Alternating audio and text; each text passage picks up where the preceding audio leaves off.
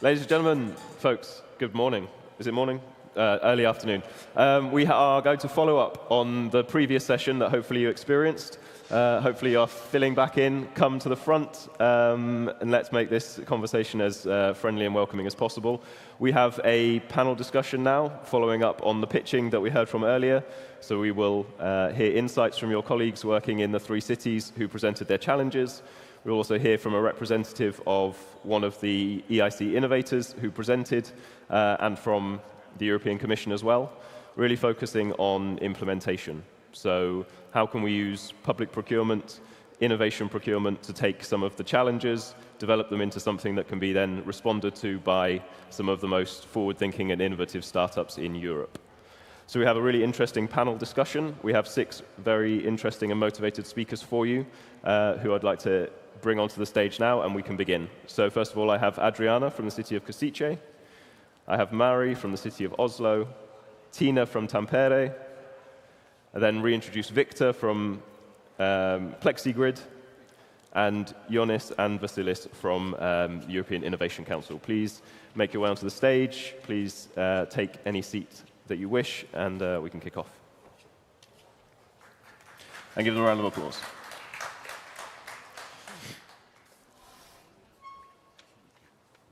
Okay.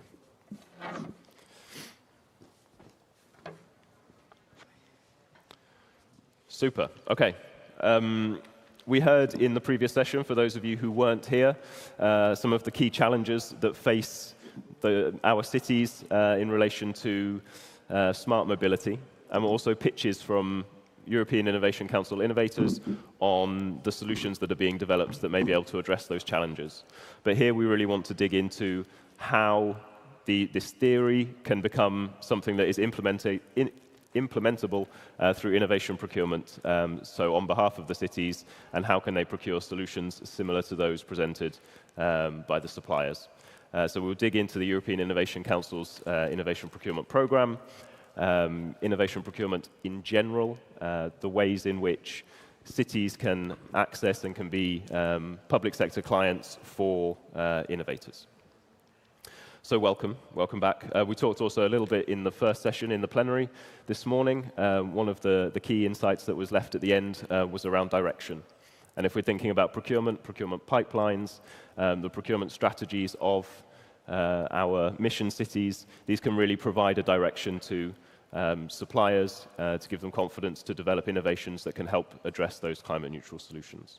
And so hopefully today we will dig into a little bit about how that can work, what maybe some of the barriers are, but also what is currently available in terms of support and assistance for public buyers and for innovative suppliers to create contracts between those 2 entities effectively. So we will begin with the European Commission and the European Innovation Council. So we have, we have Ioannis, who is the Deputy Head of the unit responsible for strategy, policy coordination and urban transitions in DG RTD at the European Commission. The unit is also responsible for the implementation of the mission on climate neutral and smart cities, which is why you're all here, and contributes to the mission of innovation and to the new European Bauhaus mission. And we also have Vasilis Tsnidis, who is a lawyer and innovation procurement program coordinator at the European Innovation Council. So welcome to you two, first of all.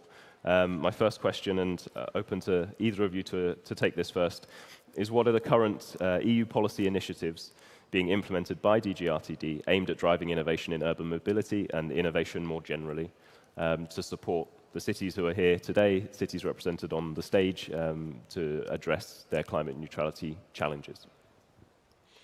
Thank you very much, Dominic. And I think that we witnessed just before this nice pitching that we had solution owners and real needs coming from the cities, and we tried to match them up and see whether we can have some projects really tangible on the ground. So it is exactly what we do in DG RTD, and we try to run several interconnected initiatives that try to help cities, try to help also the solutions and solution owners go and speak directly to the cities and to their needs. And of course, we want the cities to implement their very ambitious climate city contracts. So when you say about the instruments, and I mentioned all that are interconnected, allow me first to start for mentioning the mission itself. So the reason that we are here in beautiful Torino, it's also because we have an annual conference, and it's the EU mission for climate neutral and smart cities. And that's a unique instrument. It's a policy instrument that exists under Horizon, and it combines the policy initiative, combines the funding, the community building, and the peer learning with all multiple different stakeholders at different levels of governance. And that's unique in the heart of Horizon Europe, the framework program for research and innovation.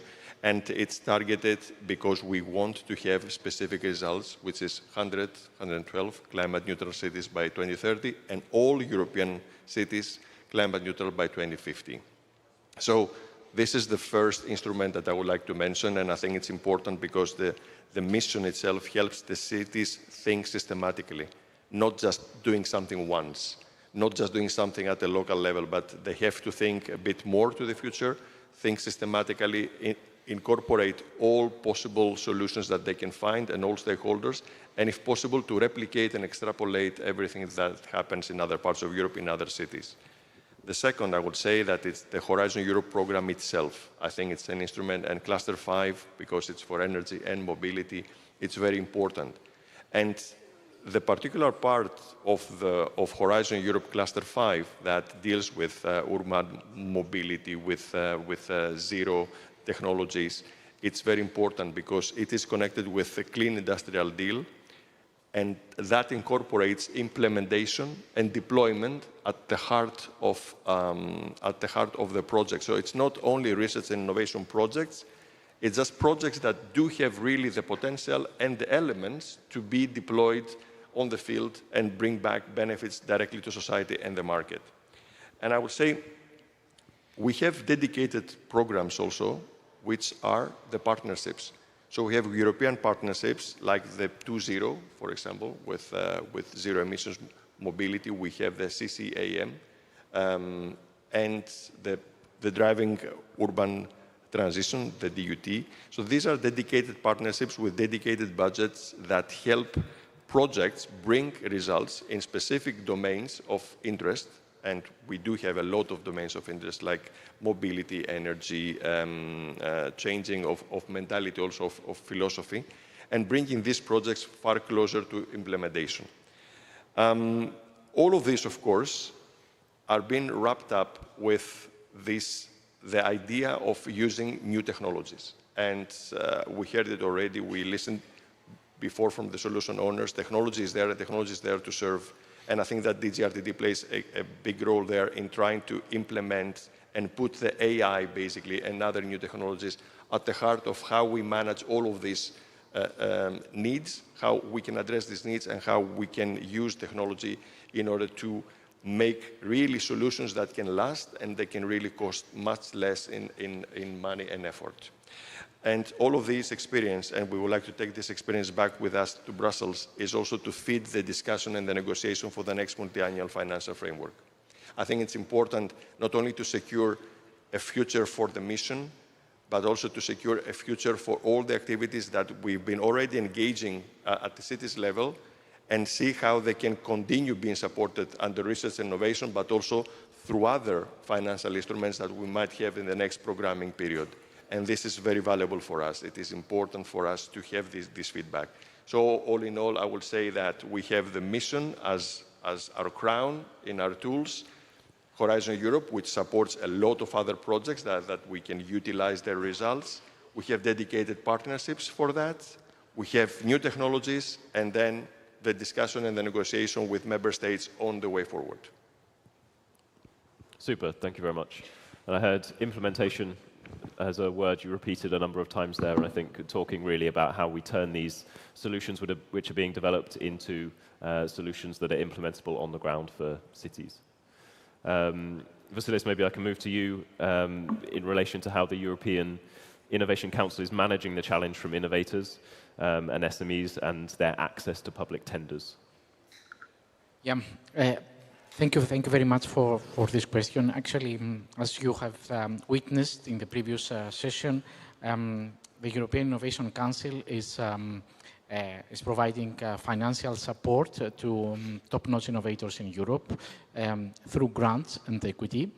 But the beauty of the European Innovation Council is that it doesn't stop there. It actually supports the scaling up of innovative companies through different ways. Through the enhancement of skills, there are different programs that in the context of the business acceleration services of EIC that are supporting the enhancement of skills of the innovators. They facilitate the contacts with market players and programs that are supporting the businesses, the actual businesses with the market, such as the investor programs, the corporate program, the trade fairs program, and of course the innovation procurement program, in the context of which we had the matchmaking that happened in the previous session took place. Yeah, procurement is an important element in order to be able for the public sector to modernize its services. As said earlier, 2 trillion euros are being spent through procurement every year.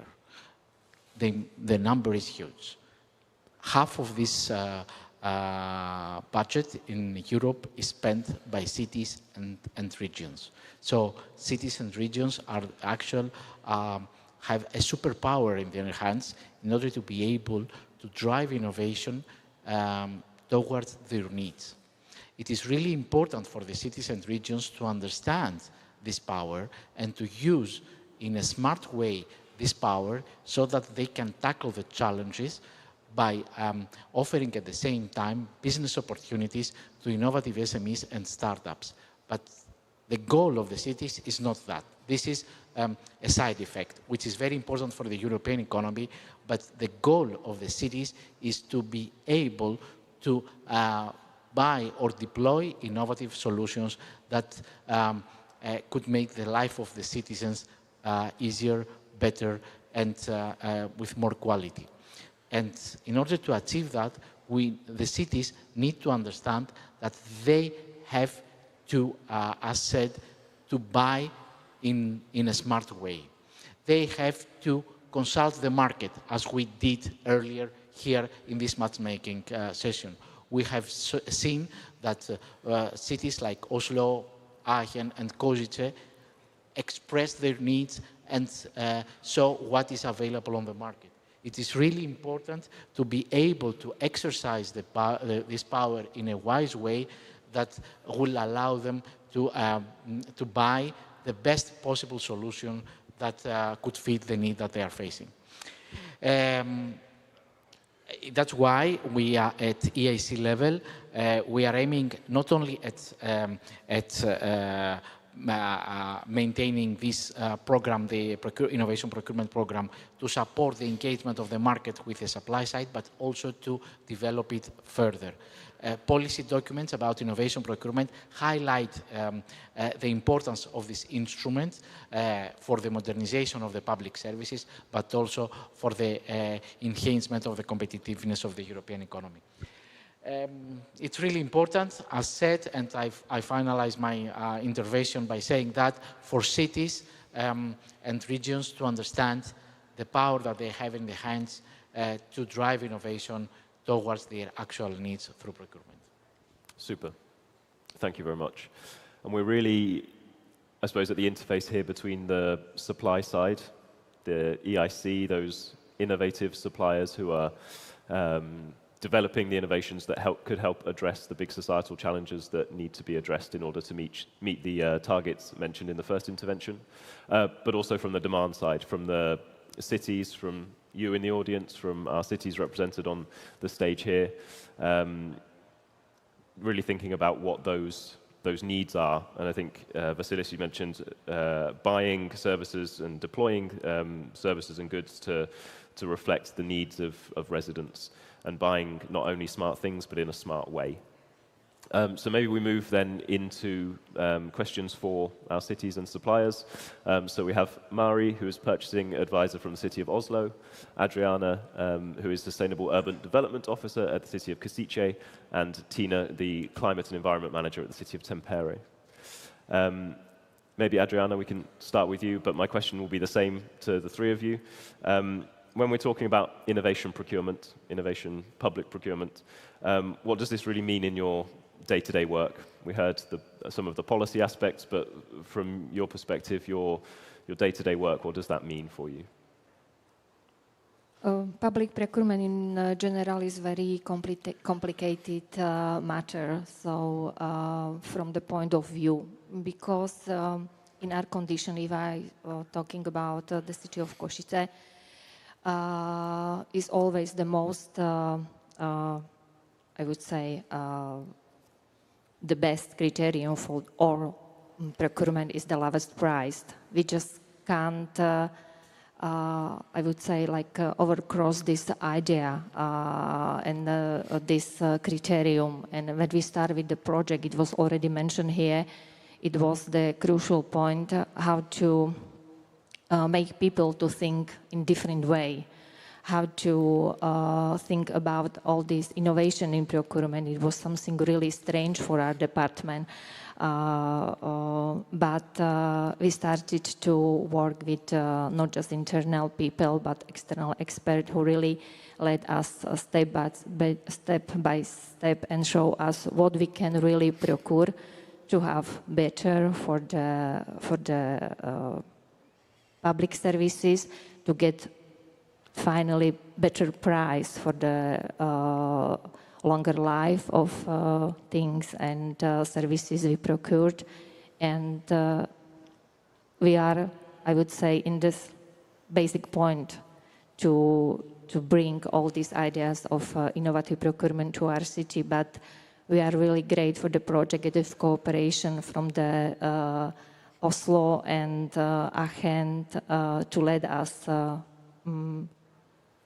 by this way. So we are somewhere in the beginning, but we found the power to deal with this and to cross all these barriers we have to face. So that's our point of view at the moment.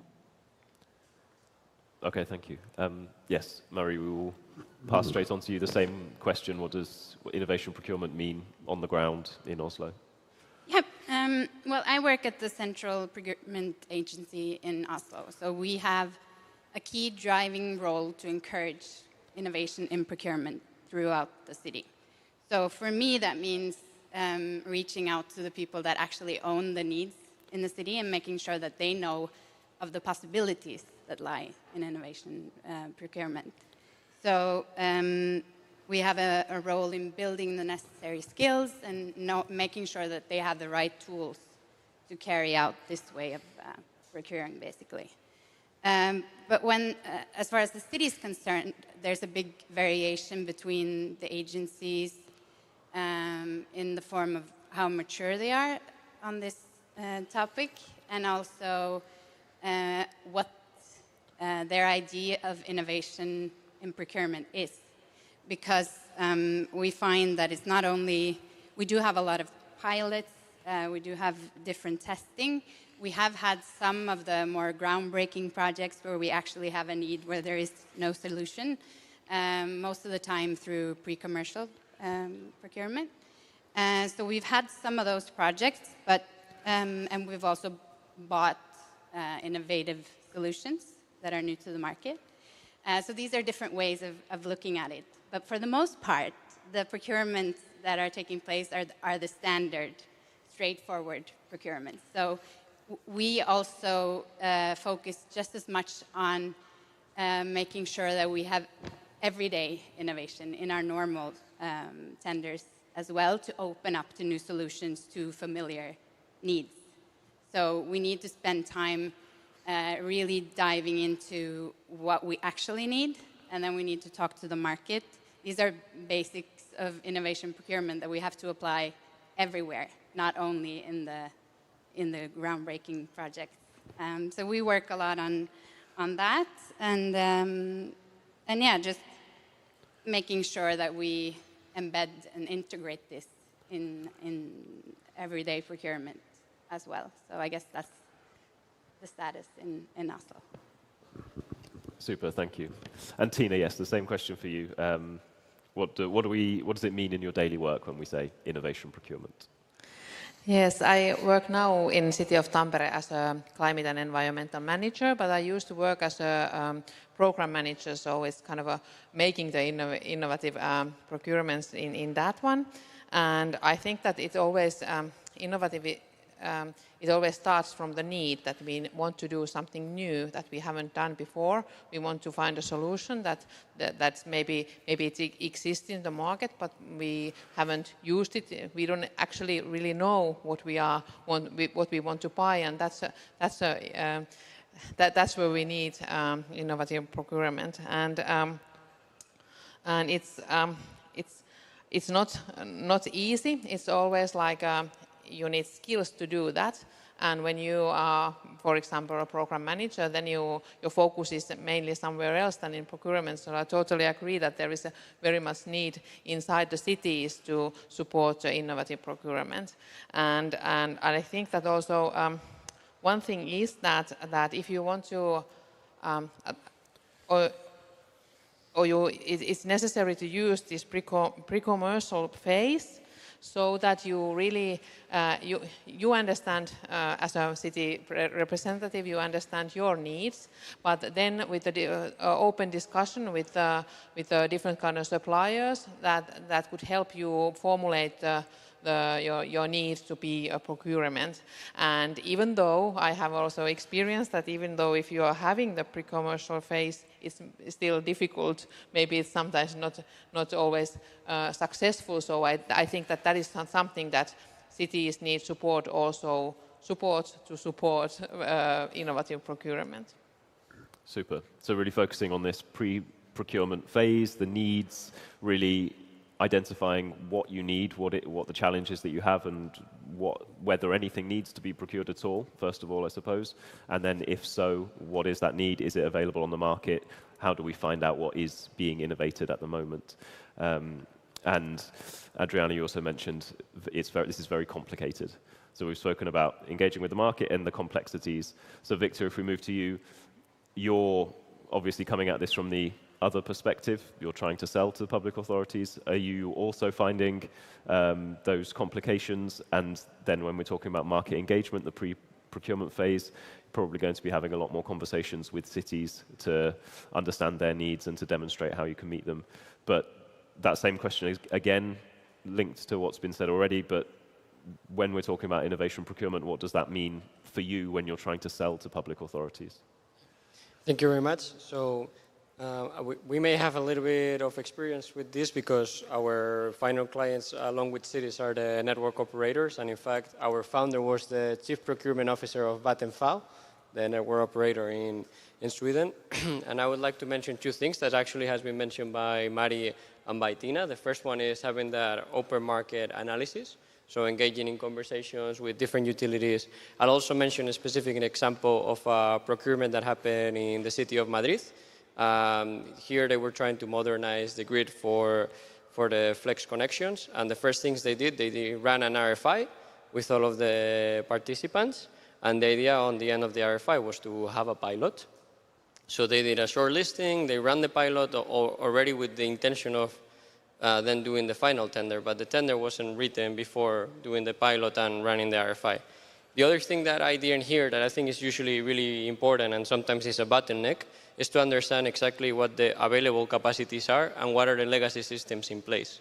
Because sometimes we come as innovation, we've seen it in fintech with companies that have done really innovative systems, but then the banks have their legacy systems, which are legacy but are good. They have their traditional ways of operating, and sometimes innovation do not want to completely disrupt the industry and replace these things, but rather we come up with a connection.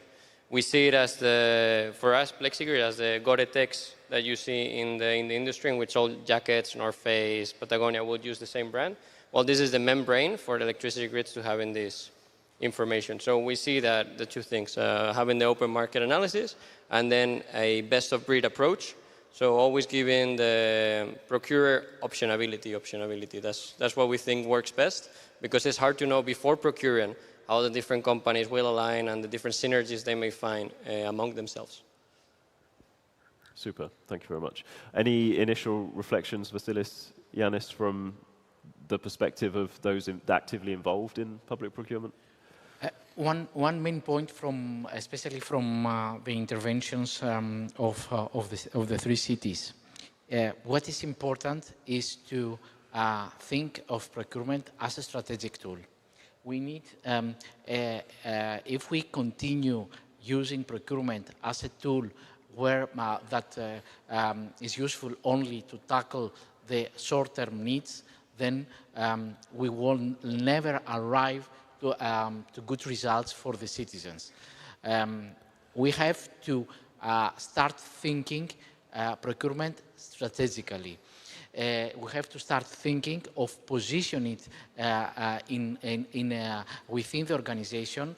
We have heard the example of Oslo and how it is interconnected with the different agencies. So we need to understand that procurement plays a horizontal role. It's the way that we are handling the budget, and it's the way that the cities are the main stakeholders in this game can use this budget, this procurement budget, in a way to tackle the needs of the citizens, the needs of the cities themselves, tackle them in the way that satisfies the best possible way their needs, and of course in a market affordable price. So the main message I would say is that, in order to achieve goals at regional and municipal levels, procurement plays a crucial role, and it has to be positioned in a strategic way within the organization to enable the acquisition or the development through pre-commercial procurement of innovative solutions for the needs that we are facing. Super, absolutely. Yanis? From my side, I would like to add a couple of things. I mean, I think all three of you mentioned that awareness of what exists in the market is very important. Capacity building, so we have the necessary structures at the people that do the procurement and the necessary skills also. And also that we need to, be careful of what exists and what we can use, how we can use the pre-commercial procurement. The question that comes in mind is that how Commission can help you on that. What exactly, because it will be nice to have a consensus that procurement is complicated. Indeed, it's complicated, and it's something that I can assure you that every Commission official that is involved in procurement doesn't really like it because it's complicated at European level as well. But let's agree on that and also see what we need. So, what Commission, what is the message that you would like us to take back to Brussels in order to help you? Currently, there is a revision of the public procurement regulation or directive. It's directive, yes. So I think that also it's a nice timing to try to influence certain elements inside this directive that will be dominating for the next 10 years and will be actually affecting the way that you do business at local and regional level. So please help us understand what are the specifically 2-3 things that you would like us to change, and then we can take it back and try to change it. Thank you. Doing my job for me, asking questions. We'll move on to the next question for the cities, and maybe you can incorporate an answer possibly to Yanis's question, which is what is that barrier that you observe and how may it be overcome? But the central thrust of the question is how can cities, you're obviously on stage, you're talking about your work in innovation procurement. Maybe there are those in the audience who are less advanced or still see those hurdles more than the opportunities. So how can cities approach procurement within the framework of your climate city contracts to actively drive innovation rather than just accommodate it? Tina, let's start with you. Yeah, I think I might try to answer all the questions at the same time. I think that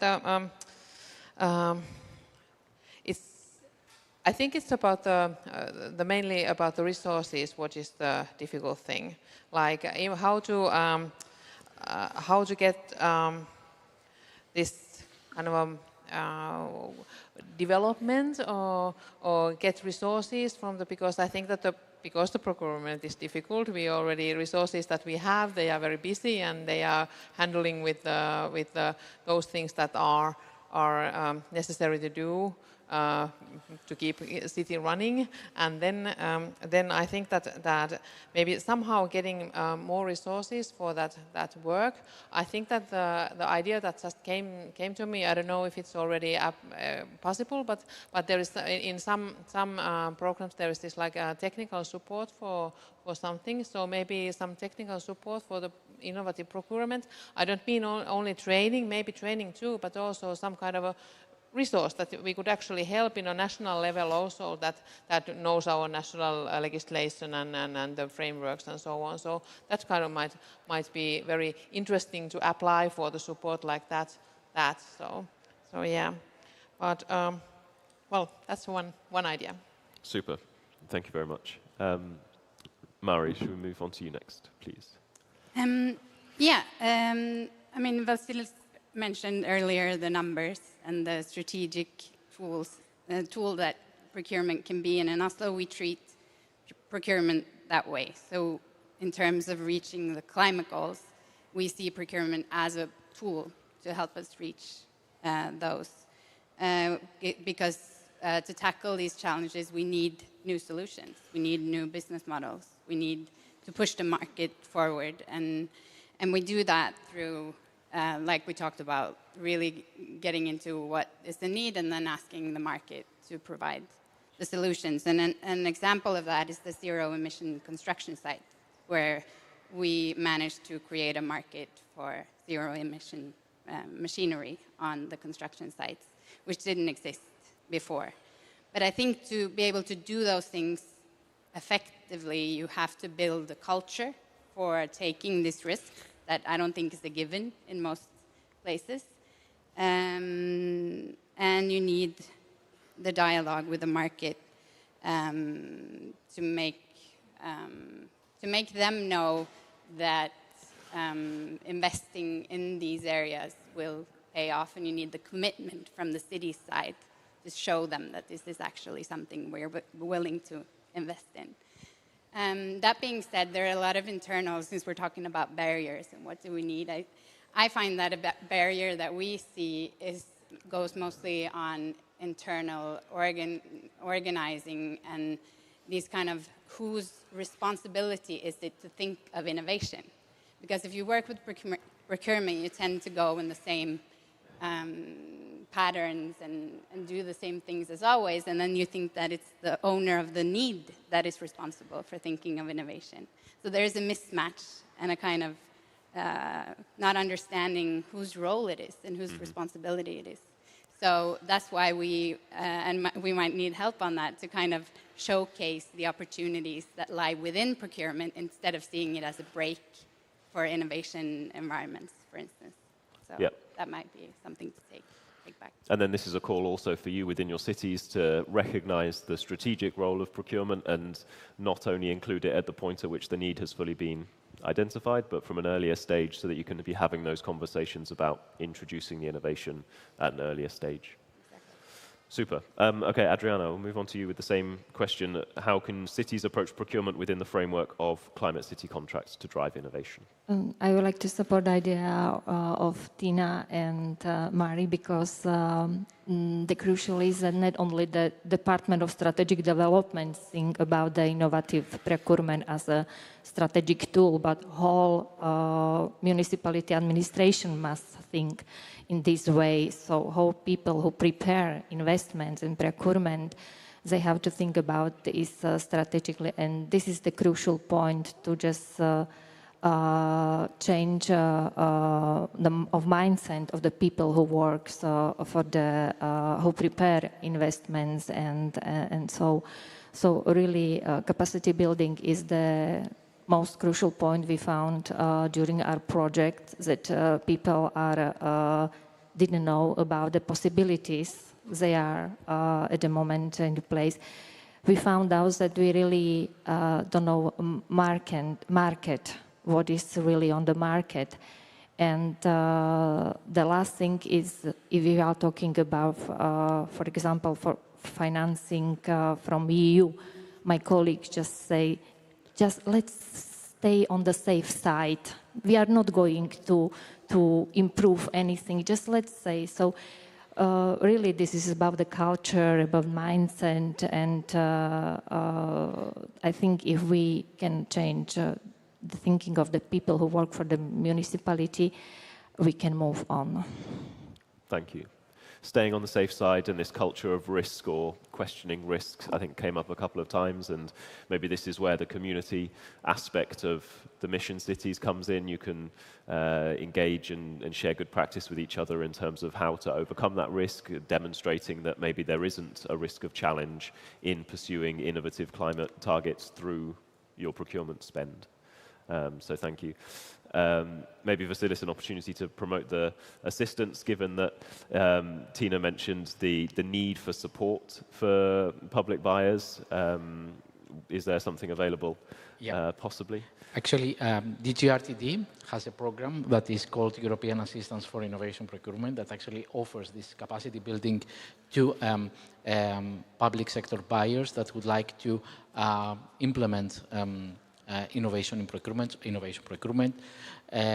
We at the IC level, we have joined forces with this program of DGRTD, the European Assistance for Innovation Procurement. We are also at the IC level, we are offering assistance, capacity building in public buyers, to public buyers, in helping them to even draft tender documents that could help them buy or develop innovative solutions through pre-commercial procurement. So please make use of this assistance that is offered you for free, both from DGRTD and from the European Innovation Council. And what is important is really a message that came from all and is relevant for the SMEs. It is really important to consult the market. Don't be afraid to consult the market to see what is available on the market. We have in Europe great SMEs and startups that could offer innovative solutions. And so it is really important before we move on with tender, before we draft the tender documents, to consult the market, to see around what is the market, especially at the European level, capable of offering. Super. Yeah, it's a real kind of chicken and egg, that market engagement. You as cities don't necessarily know what is out there and how ambitious you can be without engaging with the market. Likewise, the market's not necessarily going to be pushed or can even push you further if there are innovations that exist that you're not aware of. So a really important aspect of considering and using public procurement as a strategic tool that many of you mentioned already. Victor, we'll come back to you.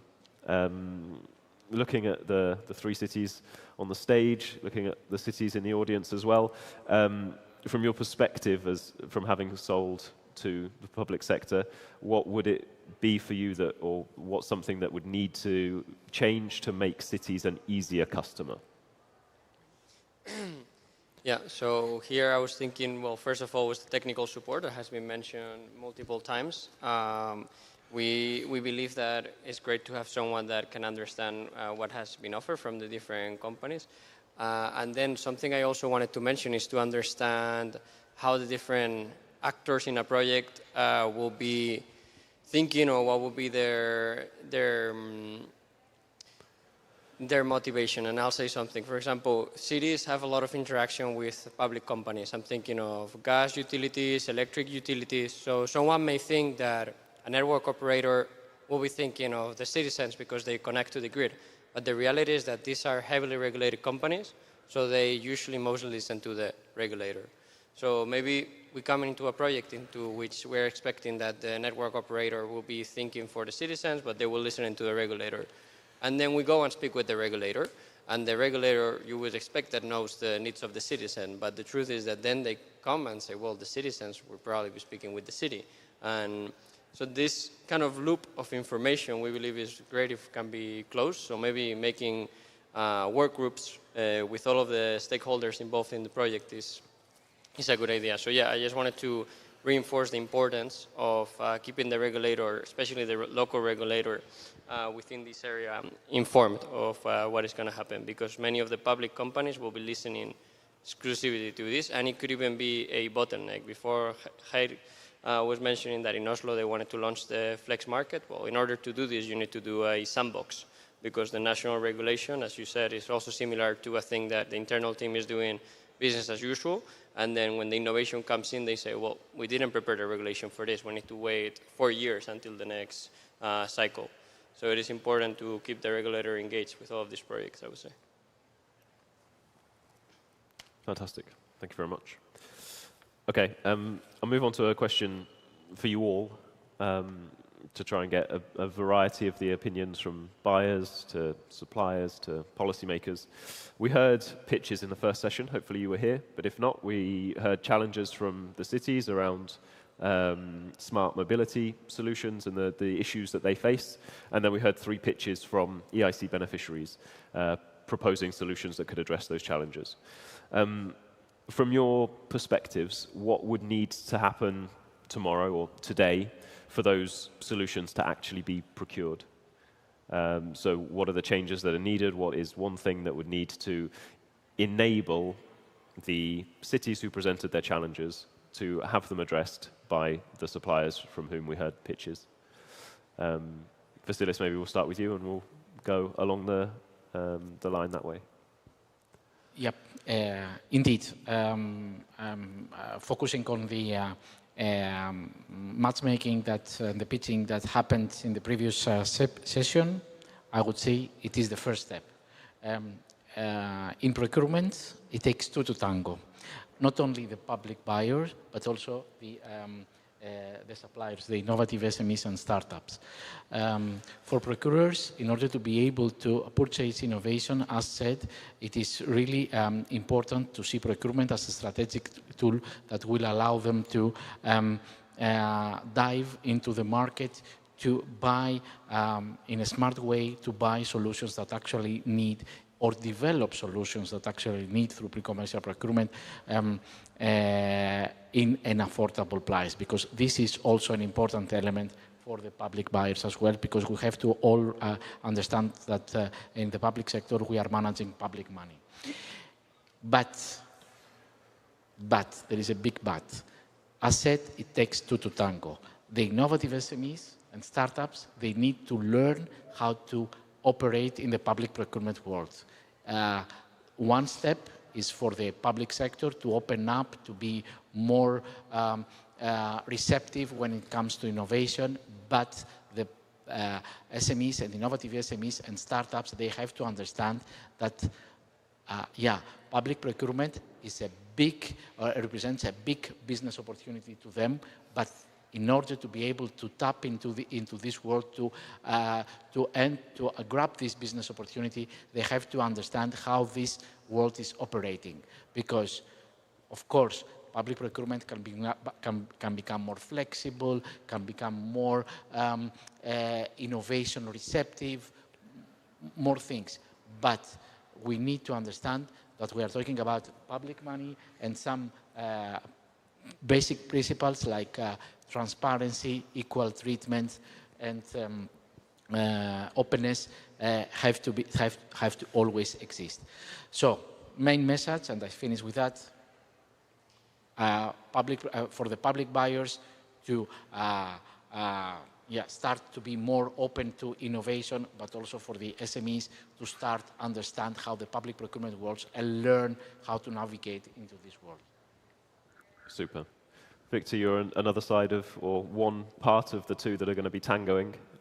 So what's your answer to the question? Yeah. So on our side, I would say that we would put it as 3 steps. The first step would be identified who would be the stakeholders, as I said, that could take part in this process. It's good to have them identified initially and hear them, so these needs come up first. And I agree also with what you said, that we need to understand what are the stages. So everyone have their expectations, so how much time this is going to take. and not only on time, but also on budget. When we think of procurement, we're also thinking of the cost of the companies coming in, but we should also dedicate internal resources. This is something we've heard today multiple times. How much time is it going to be involved by the buyers into this? This is super relevant. We've seen many tenders canceled by the network operators because they didn't have resources to take all of the information and understand and define the project. And you are dedicating months and months of procurement of something that then either goes the wrong way or never happens. So we always say, maybe cut a little bit on our part and dedicate time and resources on your procurers and on the people that are on your side understanding what exactly you need. And then I would say that the third place, as I say, is to agree with the regulator on the project that is going to happen so that all of these projects and all of innovation runs in parallel with the more traditional systems that are already in place, both from technology and from a policy state of view. Thank you very much. Yannis. Yeah, I would say that what we can do, I mean, today we saw the pitching and the matchmaking, and I think that this today needs to continue because it's something that is very useful because we need to raise this awareness. I would say that tomorrow what I see that cities need is that they need to have an easy access to a market analysis. They really need to have possibility to go in one platform and see what kind of innovations or innovators exist next to them, or even in their region or in their country, or even cross-border if possible, but most importantly next to them. Then I would advocate that the cities together, they can influence that in the next multi-annual financial framework, this technical support exists. Because it existed in the past for regional and development funds, maybe it can exist again in the national partnerships. And we need to ensure the capacity building because we need to have people talking the same language, because I think that SMEs cannot really devote resources to learn the public procurement language and vice versa. Not necessarily every official in the local administration knows how to speak innovation. So we have a translation problem there and we need to solve it as Commission. And we need, I would say that there was this idea, and I think that it still exists, that a percentage of the procurement that takes place in the Union needs to be on innovation. There's not a battle between traditional and innovative procurement. They should go hand in hand. Continue with your traditional procurement, risk avoidance, which I think that it's a European concept that we are a bit of risk averse, but allow maybe a percentage of the procurement to be a bit more risky, and maybe Commission can come in there and help the de-risk of that. So even if it goes wrong, let it go wrong, okay? But there is at least, let's say, a fund that, or a guarantee that undertake that, and then you can try it again. So that's important. And it's something that really caught my mind is that ownership and responsibility. So I think that it's very important. I think you mentioned it earlier that if you don't know what are the expectations and who owns what before, during, but most importantly, after the end of the project, then it's better not to engage into any kind of these activities. Because even with the de-risking, it will just fail. I'm not against failing. I'm afraid that sometimes fail will mean the end of innovation procurement. So that's why these are the things. It's a lot of things for tomorrow, but tomorrow is a lot. It's a big time. So let's help doing at least this. Absolutely, thank you. And you mentioned two important things, I think. The concept of de-risking. Somehow can you support cities or public authorities to de-risk, and I think the other thing is the perception of de-risking. So it's not only about actually de-risking, where there may not already exist a risk, but a perceived risk that can be reduced, be it through training or the provision of some kind of professionalization. And also then that's the wider support that can come from the Commission. Okay, then moving on, the city perspective. Tina, please, what would need to happen tomorrow for you to procure one of those solutions or an innovative solution, for example? I thought about this like a very practical way, that what makes cities easy to, what helps cities to get interested in the new innovations and so on. So I think that that there is like a making it easy. It's the basic message that for example, Victor, you had a very interesting pitch and like good graphics and like got me interested, like that's very important, and that kind of material, that because always if you contact a city officer, maybe it's the wrong one, but then we need the good material that you can forward to the right persons in the city. So I think that is very important message, that you got the kind of good pitch deck that you can send, and even if somebody says that you meet somebody or then you send an email and somebody says maybe you can send more information that I'm not the right person, but I can forward it. So that's important. And then I think also that with today's pitches, with the Navigator AI, they had a very nice 90 days trial. So that's kind of easy to purchase without having a big you don't need that much procedure, and you can try something without the risk. So I think that was one important thing. And then I think the last one is maybe a little bit more difficult. It's about that because cities, when we have a need to have something, and then there are different kind of different operators in the market, and we would like to but they have different business models. So how we can kind of have a discussions and have the equal bidding and so on. So I think that's something that we have to think about together and with the conversations, and how it could be that companies with a different kind of business model could make a bid for the same case. Mm-hmm. Yeah. Super, thank you. Mari.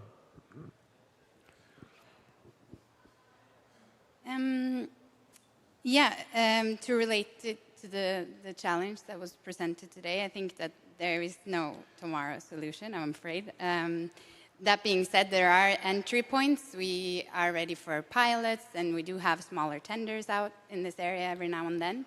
But in terms of the big investments, we are not there yet. We still need to analyze the market more, and especially our needs, because this is a very complex area where we see that our role as a buyer is more complex. We need to think more in system and in terms of the city as a whole, so that takes time.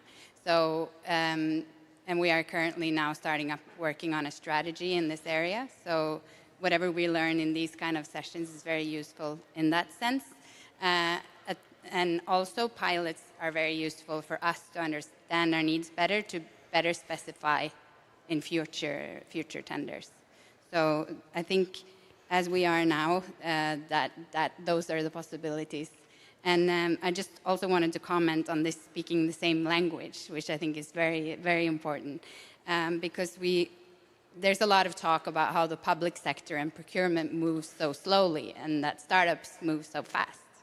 And that's the mismatch. But I also think sometimes that on the supplier side, there's need to make, as you mentioned, Vasilis, really see what is the procurement language, and also what is the need that is being specified. Because if you have a solution that is wonderful, but you forget to read what the city needs, then it's not so wonderful, maybe. So that's also important to keep in mind, that we all have to speak the same language, and that if we are speaking like this, then ask the questions. Ask us what are we not specifying clearly, what is unclear here. So yeah, this speaking the same language is very, very important. Super, thank you. Another point in favor of that communication between supplier and buyer, and also maybe something around how the processes enable that conversation to take place to support you in having those conversations more than you may already be able to. Adriana, I'll give you the last word on this question. I think that many of useful things were said, and maybe I would like to stress that it's really important for us to understand what we are going to procure, the preparation phase is very crucial, and in reality, the process of procurement itself is longer than the preparation phase. So for us, it's really crucial to focus on this preparation phase to, once the needs are set, to really know if it's possible to get it from the market. The other thing is that really market sometimes doesn't know the needs of the public sector, of the city. I understand they seek some kind of innovation because they are maybe sexy, they be needed by someone else. But for the public services are sometimes really not possible to use it, and it won't work.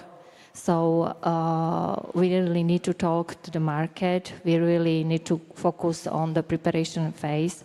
We really need to talk with our colleagues from other departments that there are other possibilities how to procure and how to get things for the better life of our citizens. That's all for me. Great, thank you. And we're focusing there, I think most of you are talking here about the pre-procurement phase, this preparing to buy, what needs to happen for your cities, to identify your needs. And one of the points that came up was around procuring different business models, being less prescriptive about exactly what you're buying, but more able to define a need and then open to the market to address that challenge in whatever way it sees fit, and giving you the flexibility through the procurement to be able to evaluate different business models, different offers from suppliers that can still address that challenge in an equally robust way. So that was really interesting. I think the prioritizing procurement as a strategic tool came through very strongly, and then the question is, how can we do this more so? You talked a little bit about your climate city contracts, but more than that, the need to link the procurement department with those owners of needs, I think it was phrased as at one point, but also those working in climate and environment departments, those that have a focus also on the bigger strategic roles. We always say, you know, everyone talks about breaking down silos all the time, but making sure that you can bring that procurement insight into the process as soon as possible so that you can begin to think about some of these more strategic aspects that we've spoken about here today. So thank you very much. What we want to give you the opportunity to do now is to mingle a little bit. So thank you for your attention and focus. The panelists are sticking around until the end of the session, which is at 1:30. There's no reason for you to move anywhere because lunch will then be served here. So there's no excuses for leaving at this stage. I have a Mentimeter again, so I'm going to ask for your participation and to get your phones out, and hopefully this works. Perfect. Hopefully you can scan the QR code on the screen. We want to get a bit of a snapshot of where you currently stand with procurement. What are the areas that you feel strongest in? Where are the areas maybe that you're lacking? So at the very least, get a bit of a sense of that. And hopefully use this to guide your networking, your discussions that can take place around the stage once we finish this. And you'll have the opportunity also to pick the brains of my panelists. So I see 14 joined. Maybe there's scope for a few more people who are hiding. Don't worry, it's entirely anonymous. 15, can we get to 20?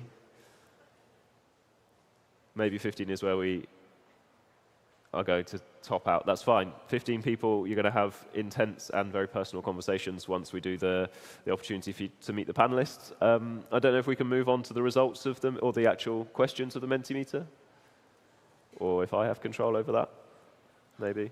Oh, perfect. So here we go.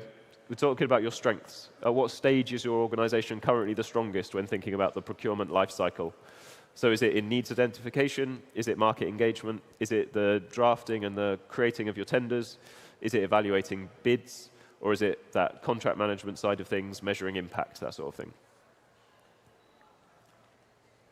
Okay. I'm seeing the start or the pre-procurement phase and the post-procurement phase being most most strong within your organizations, and the needs identification particularly. So for those who expressed a desire to be stronger in this, maybe the audience out there has some solutions and suggestions for how to improve that needs identification process and how to strengthen your ability to define what it is that you need to buy. I need 3 more responses. But I think the results are pretty clear. Needs identification is where you currently feel the strongest, and hopefully that reflects the fact that you know what it is at least you're trying to achieve, even if not necessarily how, and the solutions that Victor and his fellow EIC innovators and other SMEs across Europe will need to address. Let's move on to the next question. What is currently the biggest barrier to innovation procurement in your city? This is a word cloud. Please feel free to add your own initial thoughts, but what is it that's hindering you? We've heard a little bit about the discommunication between some departments, the aversion to risk, issues associated with the processes themselves, or is it appetite from the city to procure innovative solutions and to take a more innovative approach to public procurement? Money, of course, personnel, organization, the way you're structured maybe, the difference or the distance between the procuring team and those who have the needs, red tape, skills. I think that probably links to the personnel question of just having the people available to do the innovation procurement, governance within the city, maybe things for our colleagues from DGRTD and EIC to take away and think about how some of these barriers can be addressed. The head of procurement. Okay, it's a good job this is anonymous, isn't it? Okay, and then we'll go on to the next question.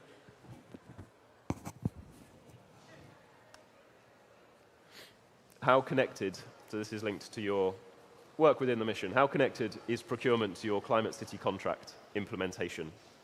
So from very to not sure, basically. Procurement is central to our CCC, hopefully maybe. Procurement is aligned in some areas, but it's not citywide. Procurement is still mostly operational, and we are just starting this discussion. And then not sure, obviously.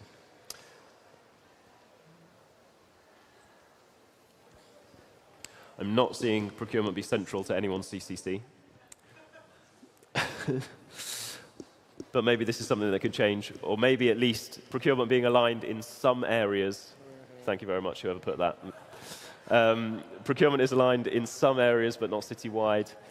Maybe this reflects an acknowledgement that it is a strategic tool and that it should be used more and more. But thank you for sharing these. What I'm going to do now, we have 5 minutes left, is I'm going to invite the panelists, once we've given them a big round of applause, to come down into this area in front of the stage, and then invite you all, if you have questions that I didn't ask them, anything that they didn't cover in their presentations, if you have anything to ask, please take this as an opportunity to do so. If it be policy, be it implementation, be it, dear Victor, I want to buy your solutions.